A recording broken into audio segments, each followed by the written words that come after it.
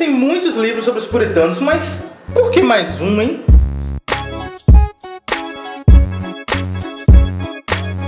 Galera, esse aqui é o Teologia Puritana, do Joel Bick e do Mark Jones, um livro publicado por Edições Vida Nova aqui em nosso país. Em um outro vídeo eu já falei sobre as minhas primeiras impressões deste livro, mas agora eu quero falar um pouco mais do conteúdo mesmo. O que tem nessas páginas branquinhas aqui? Como é bem notável, é um livro grande, né? Eu tô fazendo um esforço aqui pra segurar de uma mão só. Mas é um livro grande e certamente não é um livro barato, né? Que você pode simplesmente pagar ali e arriscar sem saber o que tem aqui dentro. Não, é um livro que quem pensa em comprar precisa ter boa certeza, né, se o conteúdo que está aqui dentro vale a pena ou se tem a ver com o interesse da pessoa. Então a introdução deste livro nos ajuda a entender esse aspecto. Bom, em primeiro lugar, existem muitos livros sobre os puritanos e nós temos mais um. Por quê? Livros sobre os puritanos nós temos vários, alguns de caráter um pouco mais abrangentes, como quem são os puritanos, algumas práticas puritanas ou cultura puritana. Alguns são mais específicos, por exemplo, o que os puritanos pensavam sobre santificação ou sobre evangelização. E alguns são bem específicos, voltados para apenas um puritano, né? A visão de Jonathan Edwards, a visão de John Owen. A proposta desse livro é ser uma coisa diferente, no sentido de abrangência, né? Já dá para perceber o tamanho de abrangência. E também profundidade. Então esse é o diferencial deste livro, né? Que se propõe a ser, de certa forma, uma teologia sistemática puritana.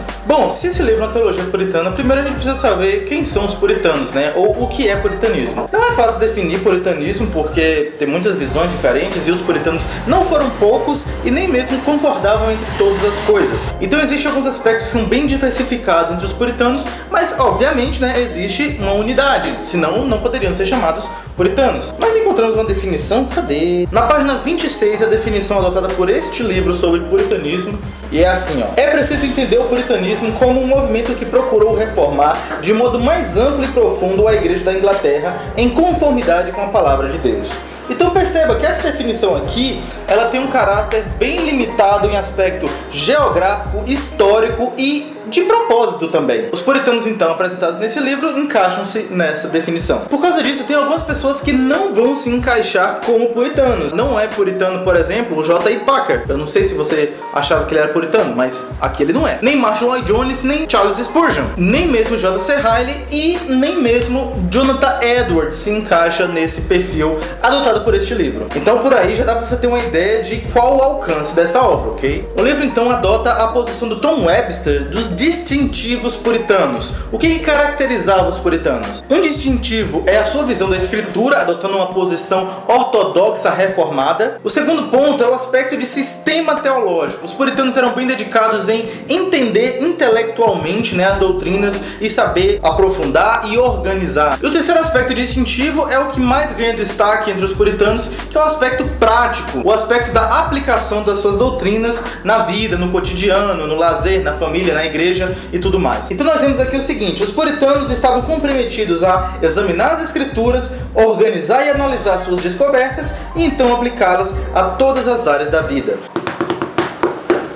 Então, tendo por certo quem são os puritanos, agora vamos olhar mais um pouquinho da estrutura dos capítulos do livro. Existem alguns capítulos que falam de muitos puritanos, alguns capítulos que falam de poucos puritanos e alguns capítulos que vão falar apenas de um puritano. Quando eu li sobre isso, eu achei que fosse apenas aleatório, né?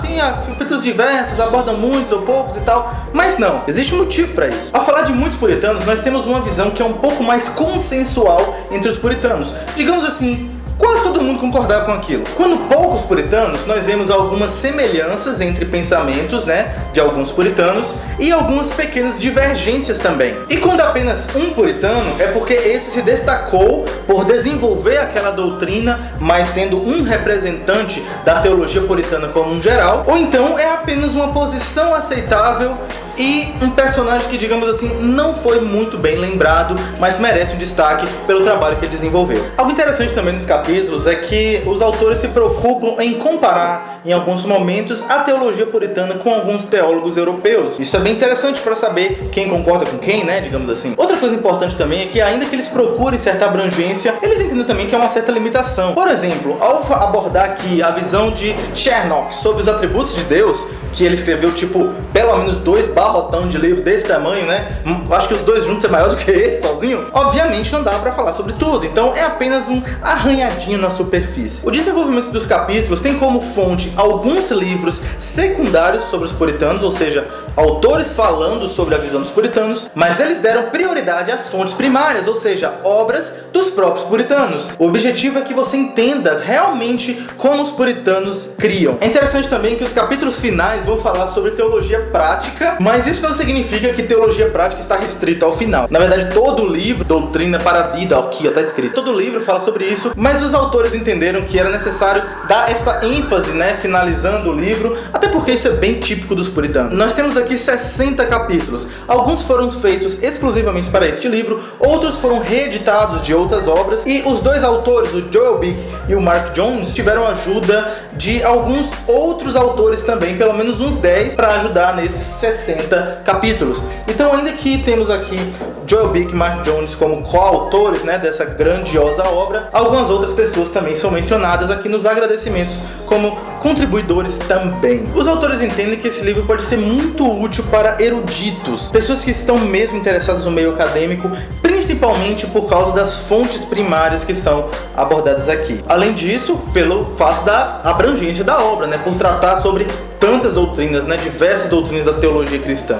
Mas não é à toa que o livro traz o subtítulo Doutrina para a Vida, porque isso é bem puritano, né? Isso é algo que foi abordado tanto nos endossos aqui quanto no prefácio do livro como uma característica bem própria dos puritanos. Doutrinariamente, eles são um exemplo de firmeza, de profundidade e de vigor teológico. Existem pontos fracos e pontos fortes na teologia puritana, mas ninguém pode negar a dedicação que esses homens tiveram para tamanha precisão. E o aspecto da doutrina ser para a vida, os puritanos deixam para nós um exemplo de zelo, de dedicação, de devoção, de ensino e de piedade. Você pode discordar dos puritanos por diversos motivos, mas você não pode negar o valor que nós encontramos no exemplo dos puritanos de dedicação para a santidade a Deus. Então este livro é muito bom para te ajudar a entender isso. O que os puritanos entendiam como doutrina para a vida, como a doutrina foi importante para eles e como eles colocaram isso em prática, e como a doutrina pode nos ajudar nos dias de hoje e como nós podemos viver uma boa teologia para a glória de Deus. É um livro enorme, estou aqui segurando de uma mão só, minha mão já está doendo já.